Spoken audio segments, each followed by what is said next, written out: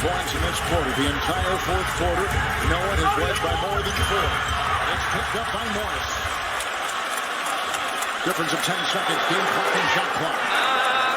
Like Morris wants to go one-on-one versus Cleveland. Morris, 3. Ass up, face down. This is pretty low. Yes. Ass up, face down. Family ties. Yes. The New York Knicks in 1 week have beaten the Dallas Mavericks twice. Kristaps Porzingis has shown that he cannot beat the New York Knicks. The New York Knicks did not need him. Apparently, he needed us. This motherfucker got booed every time he touched the ball, and I relished in the moment of it. I really... He's 20 years old, and Reggie, the numbers he has put up so far to begin a season at his age have been historic. I'm hurt. I feel like I missed the birth of a child. Like that, the fact that I was not at MSG to take part in the booing of this nigga.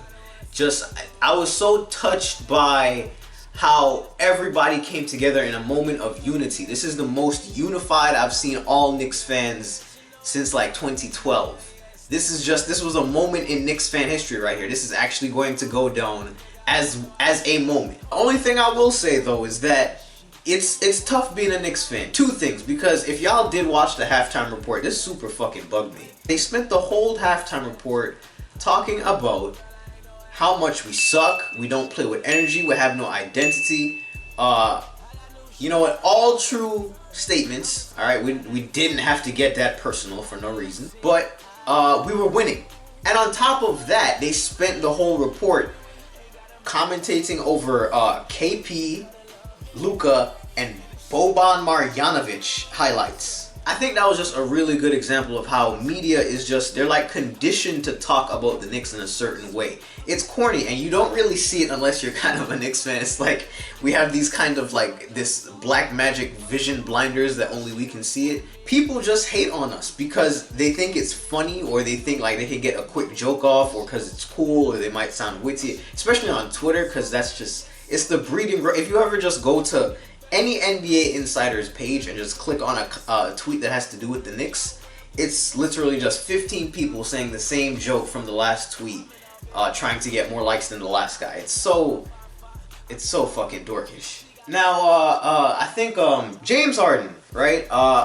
He did some shit. Wait, what did he do?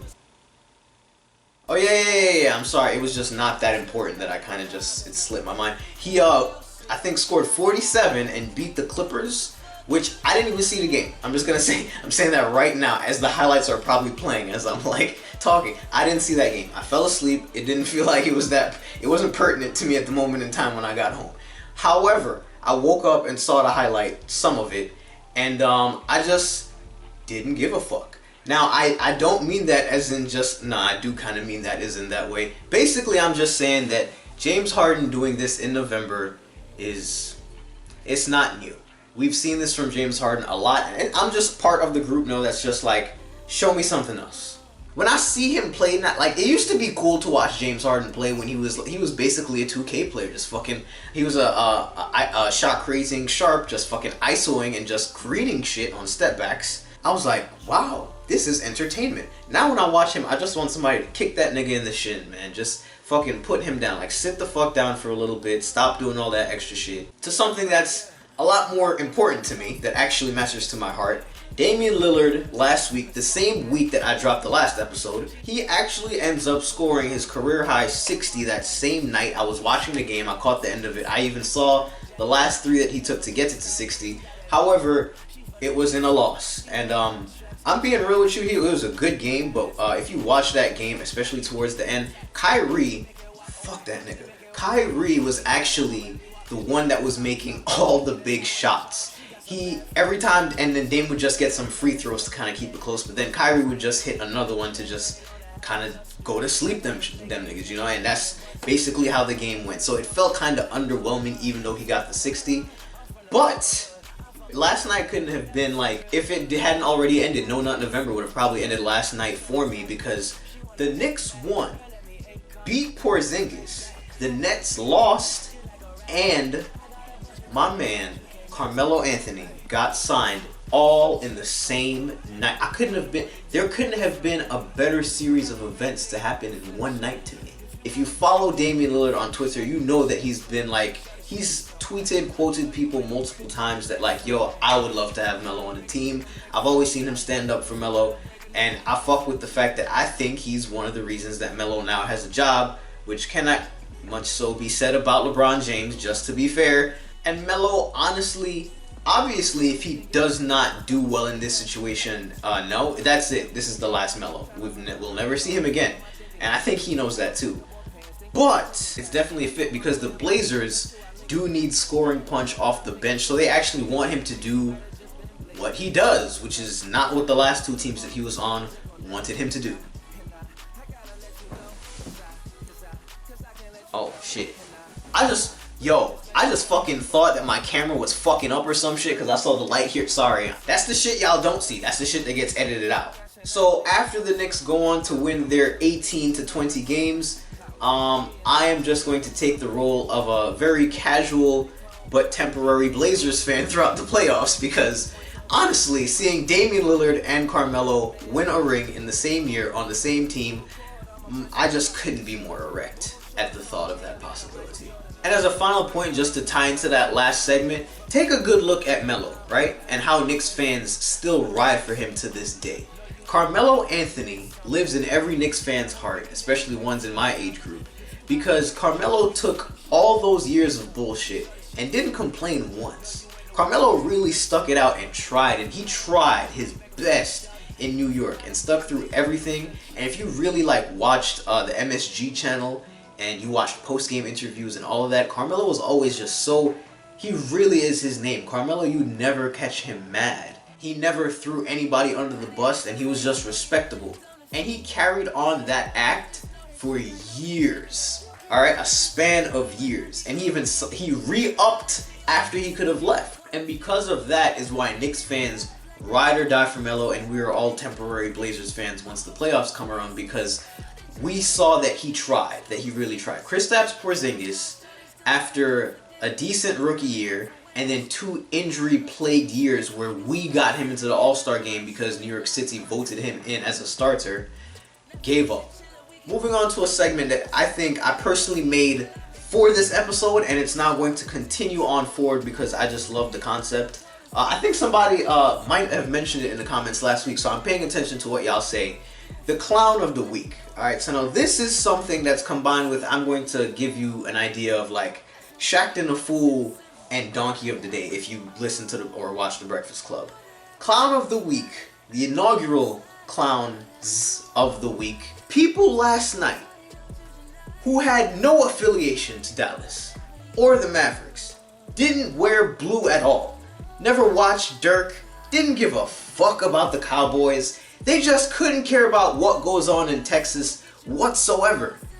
But they were rooting for Dallas last night. I'd like to hand this fucking L to everybody who rooted against us last night. Because all of you just have that hate in your soul for no reason, or you just don't realize that you've been conditioned to think that we're the punchline. I couldn't believe how many people really were just cheering against the Knicks when they had no affiliation to the other side at all. You just wanted to see our downfall.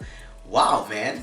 This is what T Grizzly be talking about, man. That shit be tough. It's extra hard being a Knicks fan, man. You gotta not only show loyalty, but you gotta be resilient too. That shit ain't easy, man. So now all of you can do me a favor and suck our dick right from the back. If you've ever seen the movie Waiting, what did you call it? The Goat? Yeah. If you don't know what I'm talking about, just look up Waiting, the Goat, and you'll find out. Finishing up with the ones to watch for this week, I only have a couple because I think as of this point, most people are starting to establish who they are and kind of tapering off or ticking up.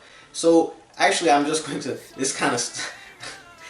start here and say, don't watch Andrew Wiggins, but be aware that he's scoring points. That's the best way I could explain how I feel about him, because he actually is kind of cooking. Andrew Wiggins is averaging, alright, let me be fair, 25.9, let's call it 26 points a game, 5 rebounds, 3 assists, and a block. Okay, that's actually interesting for a forward position. So he's actually playing what they're paying him for finally. He did have a game the other night where I did catch towards the end. He had some clutch shots, which I don't usually see him.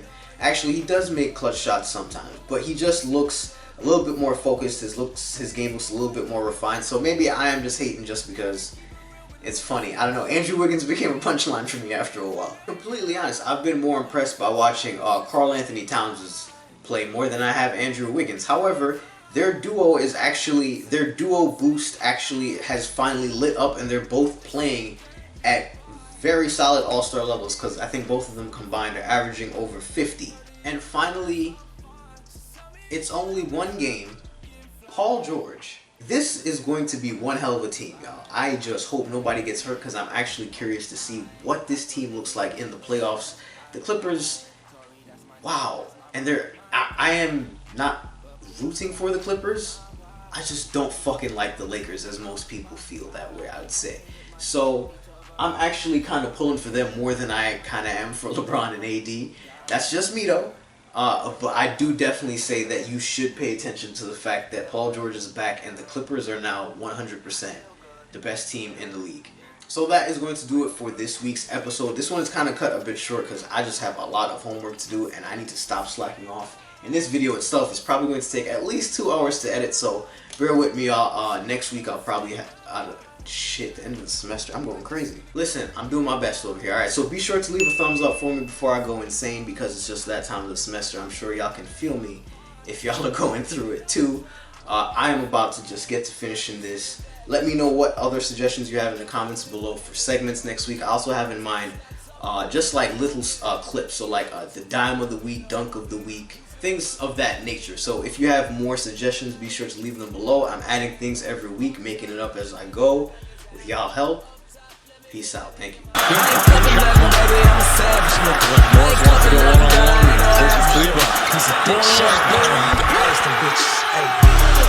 got new shoes on the ride, baby. I'm a skirt down 95, baby.